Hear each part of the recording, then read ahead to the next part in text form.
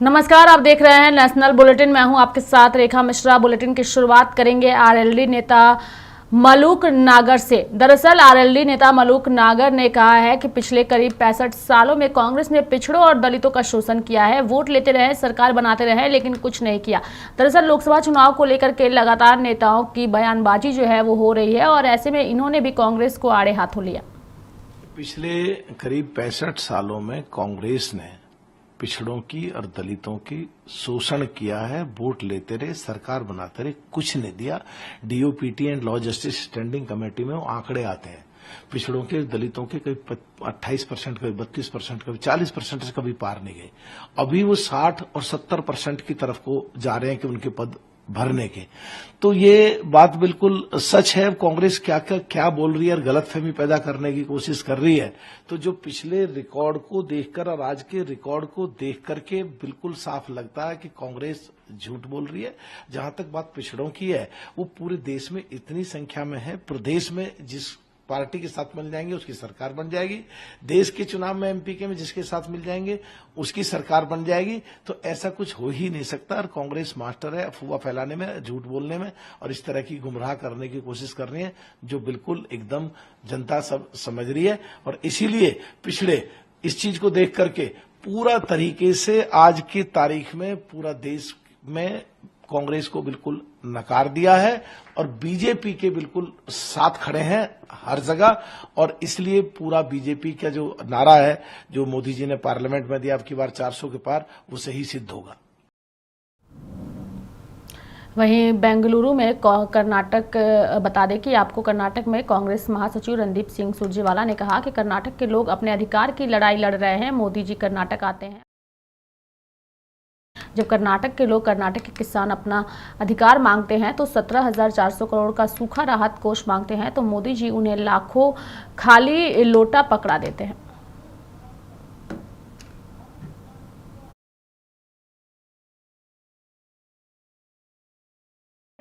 कर्नाटक के लोग अपने अधिकार की लड़ाई लड़ रहे हैं। मोदी जी कर्नाटक आते हैं और कर्नाटक से घोर अन्याय करते हैं। जब कर्नाटक के लोग, कर्नाटक के किसान अपना अधिकार मांगते हैं, ड्राउट रिलीफ फंड मांगते हैं 17,400 करोड़ रुपया, तो मोदी जी उन्हें खाली लोटा पकड़ा देते हैं। जब कर्नाटक के लोग 15वें फाइनेंस कमीशन में अपना अधिकार मांगते हैं 60,000 करोड़ का, तो जब मोदी सरकार एक पैसा नहीं देती, हमें केवल चोंबू पकड़ा देती है, ये लोटा खाली। जब कर्नाटक के लोग तुंगभद्रा डैम का 6,000 करोड़ रुपया जो भारत सरकार के बजट में अनाउंस हुआ और उसमें से एक फूटी कोड़ी कर्नाटक को नहीं मिली, वो मांगते हैं, तो मोदी सरकार उन्हें एक खाली लोटा पकड़ा देती है। जब कर्नाटक के लोग 100 रुपया टैक्स में देते हैं और उन्हें केवल 13 रुपया वापस मिलता है, जब वो अपना अधिकार मांगते हैं तो बीजेपी की मोदी सरकार उन्हें खाली लोटा पकड़ा देती है। जब कर्नाटक के बेंगलोर के लोग एक पेरिफेरी बेंगलोर रोड जो बननी है, जिसका केंद्रीय बजट में चर्चा हुई और एक फूटी कोड़ी नहीं दी जा रही, जब वो मांगते हैं तो उन्हें खाली लोटा पकड़ा देती है। जब कर्नाटक के लोग, देश के लोग 15-15 लाख रुपया मांगते हैं तो मोदी सरकार उन्हें खाली लोटा पकड़ा देती है। जब देश के लोग, कर्नाटक के लोग किसान की आय 2022 तक दुगनी क्यों नहीं हुई, ये जवाब मांगते हैं तो मोदी सरकार उन्हें खाली लोटा पकड़ाती है। जब 2-2 करोड़ नौकरियां हर साल मांगते हैं तो खाली लोटा पकड़ाती है। जब इलेक्टोरल बॉन्ड स्कैम पर जवाब मांगते हैं तो खाली लोटा पकड़ा देती है। इसलिए इस बार कर्नाटक और देश के लोग मोदी सरकार और बीजेपी को यही खाली लोटा पकड़ा देने वाले हैं।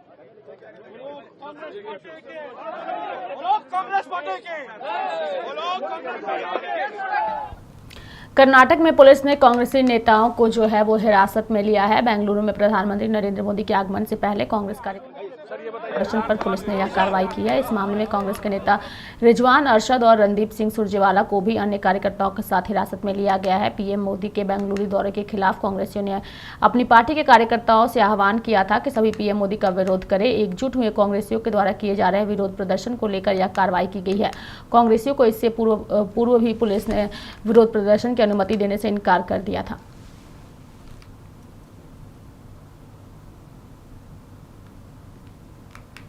उनको ये लगता है कि हमें गिरफ्तार करवा के मोदी जी वो कर्नाटक की आवाज को दबा पाएंगे। वो गिरफ्तारी से कर्नाटक की आवाज को, देश की आवाज को दबा नहीं सकते। उन्हें खाली लोटा वापस मिलने वाला है।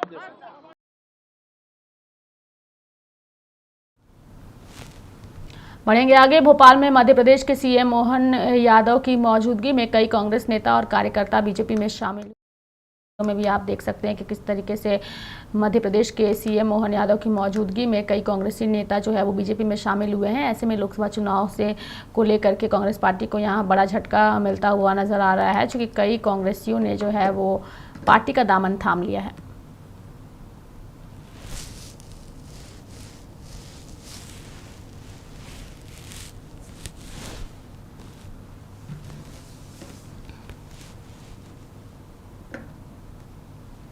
बढ़ेंगे। बिहार के पूर्व उप मुख्यमंत्री और आरजेडी नेता तेजस्वी यादव ने कहा कि वोटिंग कम हुई है, लेकिन जो भी वोट डाले हैं वो महागठबंधन के पक्ष में डाले हैं।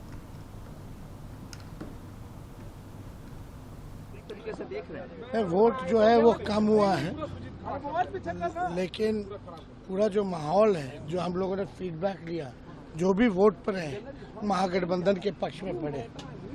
और बीजेपी तो आप लोग जान ही रहे हैं, जो इन लोगों का फिल्म है 400 पार का, पहला दिन ही जो है फर्स्ट फेज में ही सुपर फ्लॉप हो गया है। तो काट की हांडी बार बार जो है उन्हें चढ़ती है। इनके जुमलेबाजी, जुमलों का पहाड़, झूठ का पहाड़ ढह गया है सब। हम लोग जो है अच्छी वोटों से जीत रहे हैं। राहुल गांधी सभा कर रहे हैं, आज आप खुद उस सभा में रहेंगे, मुकेश सहनी रहेंगे, तमाम महागठबंधन के लोग रहेंगे। हाँ, जा रहे हैं, अभी भागलपुर में है सभा, हम लोग साथ करेंगे। प्रधानमंत्री मोदी कहे हैं कि जो वोटिंग परसेंटेज हुआ है वो बहुत अच्छा हुआ है और एनडीए के पक्ष में हुआ, और आने वाले जो अन्य जो फेजों में चुनाव होंगे उसमें भी भारी बहुमत से ही एनडीए की सरकार बनी। अरे जो बोलना है बोल दे दिया जाता, जो लिख के दिया जाता है टेलीप्रॉम्प्टर पे, बिना टेलीप्रॉम्प्टर के थोड़ी ना बोलते हैं। शंकर प्रसाद ने कहा 400 से ज्यादा पार हो जाएगा। हाँ, 1000 लाख सब हो जाएगा। वहीं महाराष्ट्र के नांदेड़ में जनसभा को संबोधित करते हुए महाराष्ट्र के मुख्यमंत्री एकनाथ शिंदे ने कहा कि कांग्रेस ने गरीबी हटाओ का नारा दिया, गरीबी लेकिन हटी नहीं। मोदी गारंटी और कांग्रेस ने गरीबी हटाओ का नारा दिया, गरीबी तो नहीं हटी, गरीब हट गया। और हमारे मोदी जी ने 25 करोड़ लोगों को गरीबी रेखा के ऊपर निकाला, 80 करोड़ लोगों को मुफ्त में 5 साल राशन देने की घोषणा की। रोटी, कपड़ा, मकान देने वाले हमारी प्रधानमंत्री है। और इसलिए मैं इतना ही कहूंगा कि देश को विकास की ओर ले जाने के लिए, देश के प्रगति के लिए मोदी जी प्रधानमंत्री बनना जरूरी है ना? और ये चुनाव सिर्फ 2 लोकसभा का चुनाव नहीं, ये सिर्फ प्रतापराव चिखलीकर का चुनाव नहीं, ये सिर्फ बाबूराव कदम का चुनाव नहीं, ये सिर्फ नांदेड़ और हिंगोली का चुनाव नहीं, ये देश के विकास का चुनाव है। बढ़ेंगे आगे। नांदेड़ में जनसभा को संबोधित करते हुए प्रधानमंत्री नरेंद्र मोदी ने कहा कि कल देश में पहले चरण का मतदान संपन्न हुआ है। मैं वोटिंग करने वाले सभी लोगों को, विशेषकर पहली बार मतदाताओं को बहुत बहुत बधाई देता हूं। कल देश में पहले चरण का मतदान संपन्न हुआ है। मैं वोटिंग करने वाले सभी लोगों को और विशेषकर हमारे फर्स्ट टाइम वोटर्स को बहुत बहुत बधाई देता हूं और उनका आभार भी व्यक्त करता हूं। बढ़ेंगे आगे।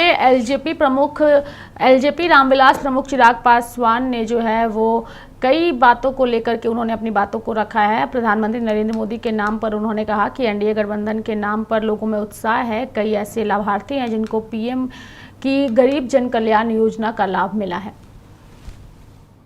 और जिस तरीके से एनडीए के कैडर में उत्साह देखने को मिला, देखिए अब ये स्वाभाविक सी बात है, इसको कोई नकार नहीं सकता। आज की तारीख में भी प्रधानमंत्री जी के नाम पर, एनडीए गठबंधन के नाम पर लोगों में उत्साह है। कई ऐसे लाभार्थी हैं जो प्रधानमंत्री जी की गरीब जन कल्याण योजना से जिनको लाभ मिला है और वो आज भी पूरे समर्पण भाव से हमारे प्रधानमंत्री के प्रति, हमारी केंद्र सरकार के प्रति अपना विश्वास प्रकट करते हैं।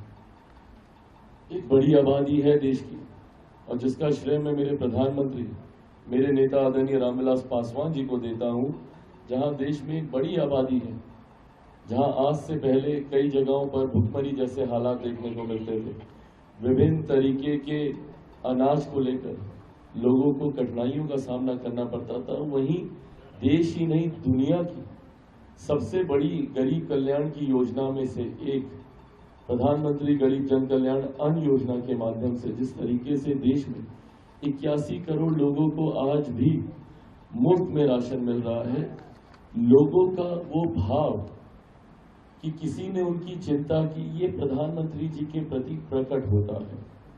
उज्ज्वला हो, आयुष्मान हो, तमाम तरीके की शौचालय, बहुत छोटी छोटी बातें हैं बट इनका ध्यान प्रधानमंत्री जी के द्वारा दिया गया है। तो ऐसे में प्रधानमंत्री जी पर विश्वास रखने वाले, अटूट विश्वास रखने वालों की एक बड़ी संख्या है जो चाहते हैं कि केंद्र की ये एनडीए की सरकार बनी रहे। ऐसे में ये उत्साह एनडीए के उस कैडर के द्वारा देखा गया है, एनडीए के उस वोटर के माध्यम से देखा गया है जो कि धूप गर्मी की चिंता किए बिना जिन्होंने बाहर निकलने का कार्य किया। निराशा जरूर विपक्षी खेमे में है, विपक्षी खेमे में निराशा के कारण भी है। जहां एक तरफ गठबंधन में कई तरीके के विरोधाभास दिखते हैं, अब पहले चरण को ही आप देख लीजिए, जिस तरीके से गठबंधन के दूसरे साथियों से पूछे बिना ही पहले चरण के सिंबल एक दल के द्वारा बांट दिए गए और जो कहीं ना कहीं विरोधाभास चुनाव प्रचार में भी देखने को मिला। गठबंधन के कई ऐसे दल थे जो अपने साथियों के लिए प्रचार में नहीं गए। कांग्रेस का कोई बड़ा नेता, वाम दलों का कोई बड़ा नेता प्रचार में नहीं आया। ऐसा लग रहा था जैसे पहले चरण के प्रचार में विपक्ष की कोई भूमिका ही नहीं है, मात्र 1-1.5 दल के लोग प्रचार में लगे हुए थे।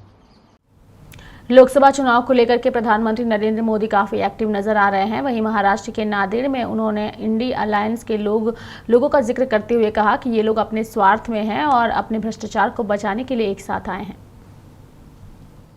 इंडी अलायंस के लोग अपने स्वार्थ में, अपने भ्रष्टाचार को बचाने के लिए एक साथ आए हैं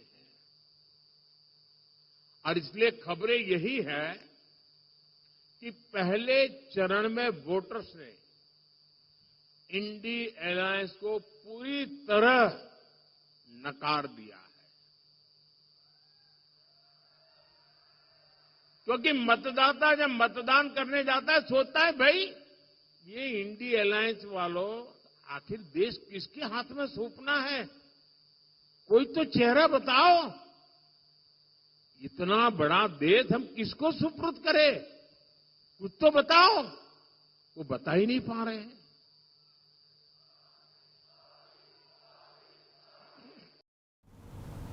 महाराष्ट्र के नांदेड़ में प्रधानमंत्री नरेंद्र मोदी ने कहा कि ये लोग दावे जो भी करें, लेकिन सच्चाई यही है कि चुनाव की घोषणा से पहले ही कांग्रेस के नेता अपनी हार जो है वो मान चुके हैं। जो करें, लेकिन सच्चाई यही है कि चुनाव की घोषणा से पहले से ही कांग्रेस के नेता अपनी हार मान चुके हैं और इसलिए कुछ नेता जो लगातार लोकसभा में जीत करके आते थे, इस बार आपने देखा है वो लोकसभा का चुनाव छोड़ करके राज्यसभा के रास्ते से अंदर जाके बैठ गए हैं। चुनाव लड़ने की हिम्मत नहीं रही है जी। हालात ये है कि इंडी अलायंस वालों को इस चुनाव में लड़ने के लिए उम्मीदवार तक नहीं मिल रहे हैं। ज्यादातर सीटों पर इनके नेता प्रचार ही नहीं करने जा रहे हैं। और आप जानकर के हैरान हो जाएंगे, इस देश की करीब 25% सीटें ऐसी हैं, 25%, जहां ये इंडी अलायंस के लोग अंदर अंदर एक दूसरे के खिलाफ चुनाव लड़ रहे हैं। जो करें, लेकिन सच का। बढ़ेंगे आगे। कांग्रेस नेता राहुल गांधी और सपा प्रमुख अखिलेश यादव की आज अमरोहा में सार्वजनिक बैठक करने पर उत्तर प्रदेश के उप मुख्यमंत्री केशव प्रसाद मौर्य ने कहा कि चुनाव में हर गठबंधन को और हर नेता को कोई भी जनसभा और महासभा करने का अधिकार होता है। दिखाई देंगे, विशाल जनसभा को संबोधित करेंगे, सब क्या कुछ। देखिए, चुनाव है, हर गठबंधन को और हर नेता को कोई भी सभा, जनसभा, महासभा करने का अधिकार होता है। लेकिन वहां विजय का ढोलक कल बज चुका है। माननीय प्रधानमंत्री मोदी जी ने वहां विजय का ढोलक बजा दिया है। और वहां तो विजय पहले भी हमारी 2014 में भी हो चुकी है और 2024 में तो 2014 का रिकॉर्ड तोड़ेंगे और बहुत बड़े अंतर से अमरोहा सीट हम लोग जीत रहे हैं। और वहां पे सपा और कांग्रेस गठबंधन के प्रत्याशी की जमानत बचना मुश्किल। सर, इनके विशाल जनसभा संबोधित करने से क्या कुछ फर्क पड़ेगा लोकसभा? कोई फर्क नहीं पड़ेगा। ये जितनी सभाएं करें उतना हमारा, जितनी सभा करेंगे एक सभा से हमारा लगभग 1 लाख वोट बढ़ जाया करेगा। और हम तो चाहते हैं कि पूरा देश छोड़ करके राहुल गांधी जी उत्तर प्रदेश में सभा करें और हमारा वोट बढ़ता रहे, चूंकि हमारे लिए हमारे स्टार प्रचारक साबित हो रहे हैं श्री राहुल गांधी जी भी, श्री अखिलेश यादव भी। वो जितनी सभा करेंगे भाजपा को उतना ज्यादा फायदा हो।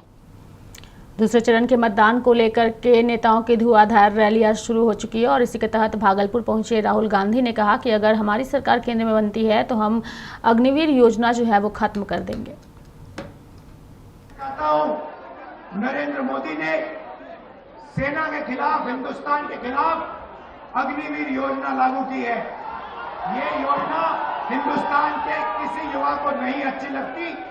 जैसे हमारी इंडिया गठबंधन की सरकार आएगी, ये अग्निवीर योजना को उठा के हम बाहर फेंक देंगे, खत्म कर देंगे। इसकी कोई जरूरत नहीं है। हिंदुस्तान को 2 तरीके के शहीद नहीं चाहिए। एक शहीद चाहिए, एक तरीके का शहीद चाहिए। शहीद का दर्जा सबको मिले, पेंशन सबको मिले, कैंटीन सबको मिले। 2 अलग अलग तरीके के जवान नहीं चाहिए हमें। इसलिए अग्निवीर योजना को उठा के फेंक देंगे। जैसे पहले होता था वैसे करेंगे। इन्होंने 5 अलग तरीके की जीएसटी बना रखी है। ये जीएसटी को हम बदलेंगे। एक टैक्स होगा, कम से कम टैक्स होगा।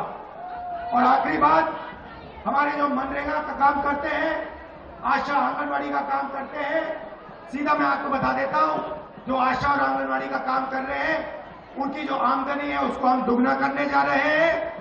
और जो मिनिमम वेज है हिंदुस्तान में, उसको हम 400 रुपए, कम से कम 400 रुपए का बनाने जा रहे हैं। मनरेगा मजदूरों को 400 रुपए मिलने जा रहा है। अब वहीं महाराष्ट्र के परभनी भी प्रधानमंत्री नरेंद्र मोदी आज पहुंचे और इस दौरान उन्होंने कहा कि 2024 में मैं जब पहली बार लोकसभा का चुनाव लड़ रहा था उस वक्त देश में अलग माहौल था, लेकिन अब देश में जो है वो अलग माहौल है। जो जवान हैं उनको लेकर के कोई तरह की गलत खबरें जो है वो नहीं आती। 2014 में जब मैं पहली बार लोकसभा का चुनाव लड़ रहा था, उस समय चुनाव में क्या बातें होती थी, अखबार किन बातों से छाए रहते थे, टीवी पर किन बातों की चर्चा होती थी, तब बात होती थी आतंकी हमलों का डर, आए दिन बम धमाकों की खबरें और हमारे वीर जवानों की शहादत की पीड़ा, यही छाया रहता था। 5 साल बाद, याद करिए साथियों, 5 साल बाद 2019 में चर्चा सीमा पार से होने वाले हमलों की बंद हो गई और चर्चा क्या होने लगी, सर्जिकल स्ट्राइक, ये तो मोदी है, घर में घुस के मारता है। ये चर्चा होने लगी कि नहीं होने लगी? शौर्य की ये धरती महाराष्ट्र भी सर्जिकल स्ट्राइक की बात सुनकर वहीं बीजेपी में शामिल हो चुके हैं तजिंदर पाल सिंह बिट्टू। बता दें कि तजिंदर पाल सिंह बिट्टू ने बीजेपी में शामिल होने के बाद कहा कि मैंने कांग्रेस पार्टी में 35 साल लगाए हैं और आज मुझे लगता है कि कांग्रेस पार्टी मुद्दों से भटक चुकी है। कांग्रेस के बारे में बहुत इमोशनल हूं कि कांग्रेस पार्टी को मतलब ऐसे छोड़ना पड़ा कि वहां पे ऐसे सर्कमस्टांसेस बन गए। और मैं आपको बताऊं कि 35 साल इस पार्टी में मैंने लगाए हैं, तकरीबन 35 साल लगा लिए इस पार्टी में। और आज मेरे को लगता है कि वो जो मुद्दों से भटक चुकी है कांग्रेस पार्टी, और मैं खिलाफ नहीं किसी से बोलना चाहता, मैं इतना टाइम इस पार्टी में उसमें गुजारा है, तो मैंने पंजाब के भले के लिए, पंजाब के लिए सोचा और मैंने ये भारतीय जनता पार्टी ज्वाइन की। सर, अगर पंजाब पॉलिटिक्स की बात करें तो वहाँ पे जिस तरह के पॉलिटिकल डेवलपमेंट हम देख रहे हैं, सीएम का ज़्यादा इतना रूट्स उनके अभी नहीं हुए हैं और उनका ध्यान जो है ज़्यादातर दिल्ली पे रहता है, दिल्ली के सीएम पे रहता है, उनसे मिलने कभी जेल चले जाते हैं, कभी दिल्ली के दौरे पे रहते हैं। मैं आपको बताऊं, मैं कह रहा हूं, बीजेपी मैंने सारा स्टडी किया है, मैंने पीएचडी होल्डर हूं मैं, और मैं मास्टर इन लॉ किया है, मैं सारा पढ़ता हूं, रिसर्च करता हूं। आज पंजाब में अगर कोई सही अल्टरनेटिव है जो पंजाब के लोगों के लिए, पंजाब की तरक्की के लिए जो पार्ट प्ले कर सकता है, तो वो भारतीय जनता पार्टी है। मोदी जी हैं, अमित शाह जी हैं, नड्डा जी हैं, और इनकी जो तिकड़ी है जो इन तीनों की, उसमें पंजाब का भला होने जा रहा है। मैं आपको ये पक्की बात कह रहा हूँ, और पंजाब के लोगों को मैं यही चाहता हूँ कि वो एक बार मोदी जी की लीडरशिप पे आस्था रखें, तो आने वाला समय बड़ा सुनहरी युग होगा उनका। वहीं तजिंदर पाल सिंह बिट्टू के इस्तीफे पर हिमाचल प्रदेश कांग्रेस अध्यक्ष प्रतिभा सिंह ने कहा कि हाईकमान को तय करना है कि वे किस कारण से बाहर गए हैं। देखिए, ये तो हाईकमान ने अब डिसाइड करना है कि वो किन कारण से बाहर गए, क्या उनकी नाराज़गी थी, मुझे नहीं इसका ज़्यादा ज्ञान, पर कोई ना कोई दूसरा सह प्रभारी लगाया जाएगा ताकि वो हमारे हिमाचल प्रदेश में जो ये इलेक्शन हो रहे हैं उसमें उनकी नियुक्ति होगी और वो भी पार्टी की मजबूती के लिए काम करेंगे। मैडम, बीजेपी ने प्रचार शुरू कर दिया है, आप लोग कब से फील्ड में जाएंगे? हमारा प्रचार तो बहुत पहले शुरू हो गया था, हम लोग तो है फील्ड में काम कर रहे हैं, पर ये एक बैठक इसलिए बुलाई गई है कि सभी को आदेश दिए जाए, सभी को निर्देश दिए जाएं और वो भी जाकर अपने अपने क्षेत्र में काम करें। तो मेरे साथ इस बुलेटिन में फिलहाल इतना ही। आप देखते रहिए लाइव इंडिया हर पल। नमस्कार।